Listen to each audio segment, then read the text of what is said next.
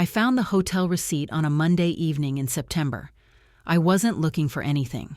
I was just doing laundry, the mundane, invisible work of marriage that never ends. Marcus had left his jacket on the chair, and I was checking pockets before throwing it in the wash. My fingers closed around a folded piece of paper. The Grand Maison Hotel. $289 for one night. Thursday, September 5th. I stared at the receipt for a long moment. Marcus had told me he was working late that Thursday. A project deadline. His team needed him. I had believed him. I put the receipt back in the pocket, exactly where I found it. Finished the laundry, made dinner, kissed my husband when he came home. And that night, after he fell asleep, I went through his jacket more carefully. There were more receipts. The same hotel, the same room rate, every Thursday for 3 months. 13 Thursdays, 13 lies. My name is Camille Okonkwo Harrison. I am 34 years old. I was born in Baltimore, Maryland, the daughter of Nigerian immigrants who built a successful real estate business from nothing. My mother taught me many things about marriage, about trust, about the slow poison of secrets. When you find a lie, she used to say, don't react, observe, collect, understand, then act from a position of knowledge, not emotion. I had found 13 lies folded in my husband's pocket. Now I would observe, collect, understand, and then I would act. I spent the next week gathering information. I didn't confront Marcus, didn't ask questions, didn't change my behavior in any way that might alert him. I simply paid attention. His phone habits, always face down on the table, always taken into the bathroom, always silenced during dinner. His schedule, Thursdays were consistently late work nights. He never came home before 10 p.m. His demeanor, distant for most of the week, but strangely affectionate on Wednesday nights. Guilty affection, I now realized. The kind of attention a man gives his wife when he's about to betray her the next day. I also checked our credit card statements. The hotel charges weren't there. He was paying cash. Smart, careful, but not careful enough. He had kept the receipts, maybe out of carelessness, maybe because some part of him wanted to get caught, or maybe he just never expected his wife to check his pockets. Whatever the reason, I had evidence. Now I needed proof. The next Thursday, I made my move. I called the Grand Maison Hotel at noon. Good afternoon. I'd like to book a room for tonight.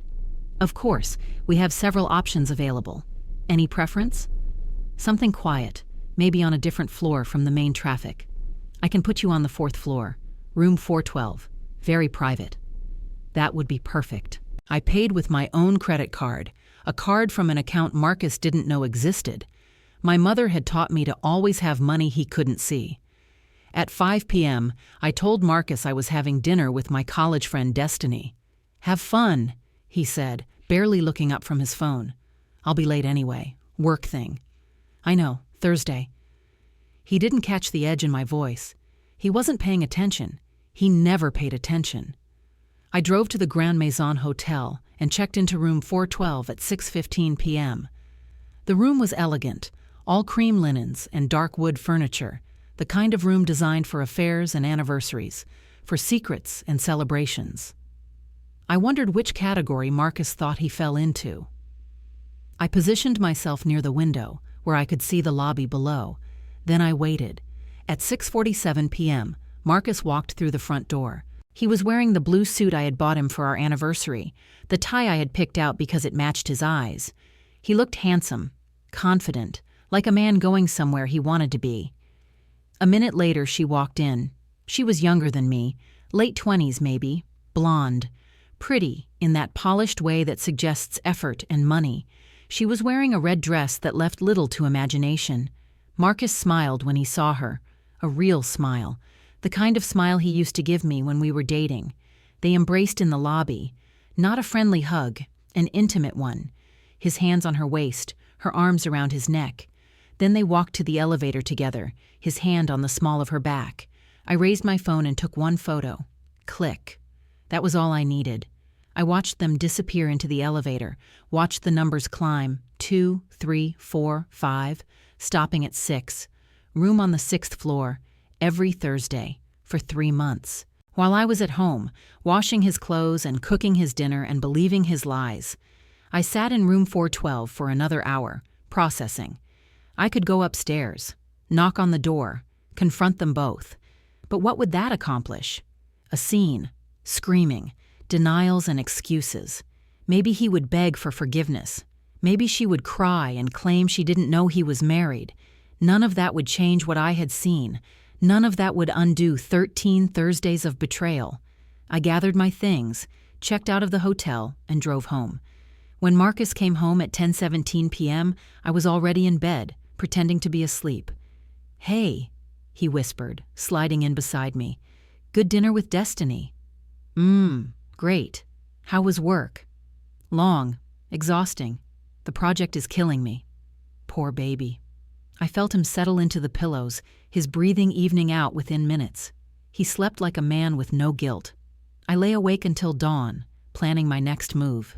The next 2 weeks were a masterclass in performance. I cooked Marcus's favorite meals. I laughed at his jokes. I initiated intimacy on nights when I could barely stand to be touched by him. I was the perfect wife, the wife he had always wanted, the wife he was too stupid to appreciate before he started looking elsewhere. And every night after he fell asleep, I prepared. I met with a divorce attorney, a sharp woman named Jacqueline Chen, who came highly recommended by my mother's network.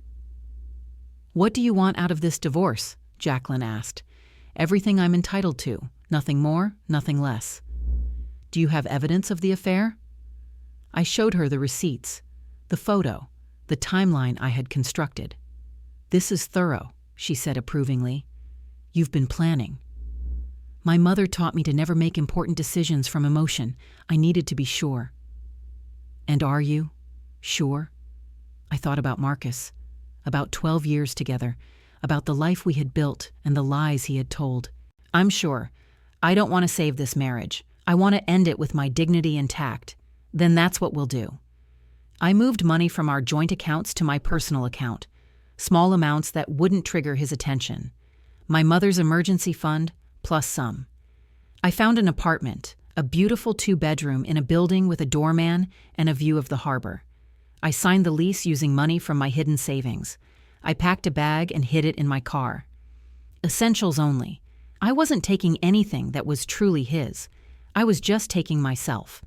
And one Thursday evening, exactly 2 weeks after I had watched my husband embrace another woman in a hotel lobby, I executed my plan. Marcus left for his late work night at 5:30 p.m., same as always. "Don't wait up," he said, kissing my cheek. "I won't." The moment his car pulled out of the driveway, I began. I retrieved the packed bag from my car. I did a final walk through the house, collecting the few personal items I had left behind. My grandmother's jewelry, my professional certificates, a photo album from before the marriage. I changed the sheets on our bed, fresh linens, the expensive ones I had bought for our anniversary. Then I placed the photo on his pillow, just the photo. Marcus and her in the hotel lobby, embracing. No note, no explanation, no dramatic letter detailing my pain, just the evidence of what he had done. Beside the photo, I placed the divorce papers, petition for dissolution of marriage, already signed on my side, awaiting his signature. I took one last look at the bedroom I had shared with my husband for 7 years. Then I walked out the door and drove to my new apartment. I didn't cry until I was safely inside my new home. Then I cried for 3 hours. Not for Marcus. I was done crying for him. But for the version of myself who had believed in the marriage. For the future I had imagined that would never exist. For the waste of 12 years with someone who didn't deserve them. When the tears stopped, I poured a glass of wine and sat by the window, watching the city lights. My phone was on the table beside me. I expected it to ring any moment. Marcus coming home early, finding the photo, calling in a panic. But the night passed in silence. He didn't call. Not that night, not the next day, not the day after that. For a week, my phone stayed silent. I checked occasionally, not obsessively, just curious. No missed calls, no texts, no emails. He had found the photo and the divorce papers, and he had simply not responded. At first I was confused. Then I realized what his silence meant. He wasn't going to fight. He wasn't going to beg for forgiveness or try to explain or plead for another chance. He was going to let me go without a word. And somehow, that was the most painful revelation of all. Not the affair. I had already processed that. But the confirmation that I had meant so little to him, that he wouldn't even reach out when I left. I had been invisible in my own marriage. Now I was invisible in its ending. The divorce was finalized in 4 months. Marcus signed the papers without contest. He agreed to the asset division without negotiation. He didn't fight for the house, the savings, the investments we had built together. He just let it all go. His attorney called Jacqueline once, early in the process. "My client wants to know if there's any possibility of reconciliation." Jacqueline relayed the question to me. "Tell him that the time for reconciliation was before the first Thursday at the Grand Maison Hotel. He chose differently." There were no more questions after that. I received the house, which I sold, taking the proceeds and adding them to my fresh start. I received half of the retirement accounts, half of the savings, fair compensation for 12 years of partnership. Marcus received the silence he had chosen. The woman in the red dress, I never learned her name, never wanted to. But I heard through mutual friends that Marcus's relationship with her didn't last. She left him within 6 months of our divorce. She said he was emotionally unavailable, my friend Destiny told me over coffee. Said he never really opened up to her. Said he was always somewhere else in his head. He was probably thinking about how to hide things from her too. Maybe, or maybe he was thinking about you. If he was thinking about me, he had a strange way of showing it. Have you heard from him? Not once. Not a single word since I left that photo on his pillow. That's strange. That's Marcus. He never did know how to deal with consequences. Easier to pretend they don't exist. Do you miss him? I thought about the question. I miss who I thought he was, but that person never really existed. I was married to a performance. And now? Now I'm married to reality. It's lonelier, but it's honest. My mother visited my new apartment 3 months after the divorce was final. She walked through the space, modern, bright, entirely mine, and nodded approvingly. "You did well. I did what you taught me. Observe, collect, understand, act. I taught you the strategy. You had the strength to execute it." There were moments when I almost confronted him, almost made a scene at the hotel, almost demanded answers. But you didn't. No, I realized that nothing he could say would change what he did, and nothing I could say would make him understand how much he hurt me. So you let the evidence speak for itself. The photo, the papers, no words needed. My mother sat down across from me. "He never called," you said. "Never, not once." "Does that bother you?" "It did at first. I thought it meant I didn't matter. But now I think it means he knew he had no defense. He knew what he did was indefensible, so he didn't even try. Or he's a coward." "Probably that too." She smiled. "Your father cheated on me once. Did I ever tell you?" I stared at her. "What? When?" "Before you were born. Early in our marriage. I found evidence, just like you did." "What happened?" I confronted him. We fought. He cried. He begged. He promised it would never happen again. She paused. And then it did. Twice more over the next 5 years. Each time with more tears, more promises, more theatrical remorse. Why did you stay? Because I believed words more than actions. I believed his apologies meant change. I believed that confrontation and forgiveness was the path to healing. What finally made you leave? He didn't leave. He died. Heart attack, when you were 12. And I spent years regretting that I had wasted my best years on a man who kept breaking my heart while promising he wouldn't. I never knew. I didn't want you to know. I wanted you to have a father, even an imperfect one.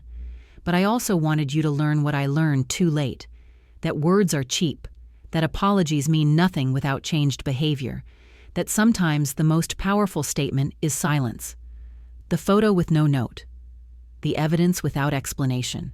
You didn't give him a chance to explain or apologize or manipulate. You simply showed him what you knew and walked away. And he stayed silent. Because there was nothing he could say. You took away his ability to spin a story. You took away his chance to perform remorse. All he had was the truth, and he couldn't face it. I felt tears forming. I loved him, Mom. I really did. I know, baby, but love isn't enough when trust is gone, and trust, once broken, can't be rebuilt with words, only with actions. And he chose his actions every Thursday for 3 months. She held me while I cried. It was the last time I cried for Marcus Harrison. It's been 2 years since I left that photo on the pillow. I've rebuilt my life. New apartment, new job, new sense of self. I date occasionally carefully, always with my mother's lessons in mind. Watch actions, not words. Observe patterns. Trust slowly. Marcus remarried last year. I heard about it through friends. His new wife is young, younger even than the woman in the red dress. I hope for her sake that he's changed. I doubt he has, but that's not my burden anymore. My burden now is simpler. Build a life where I'm not invisible, where my presence matters, where the person I'm with chooses me actively, consistently, every day. Not perfect. I don't need perfect. Just present. Just honest. Just there. The photo is gone now. I deleted it from my phone the day the divorce was final. I don't need it anymore. The image is burned in my memory. Marcus in his blue suit, his hand on her back, walking toward the elevator. But the pain attached to that image has faded. What remains is something harder and more valuable. The knowledge that I survived, that I acted with dignity, that I didn't beg or scream or give him the satisfaction of my breakdown. I simply left the truth on his pillow and walked away. Some people don't deserve the gift of your words. Some people only deserve the weight of your silence. If this story resonates with you, share it with someone who needs to hear it. Drop a comment telling me where you're watching from and whether you've ever walked away without looking back. Like and subscribe for more stories about dignity, evidence, and the power of letting silence speak. Hotel receipt in his jacket. Same hotel. Every Thursday. 3 months. I didn't confront him. I booked the same hotel. Different room. At 7 p.m. I saw him in the lobby with her. 1 photo. That's all I took. Then I went home. Acted normal. For 2 weeks. Then I left the photo on his pillow. Divorce papers beside it. No note, no explanation. Just the evidence. He never called. Not to explain, not to apologize, not to fight. He just let me go. Some silences tell you everything you needed to know.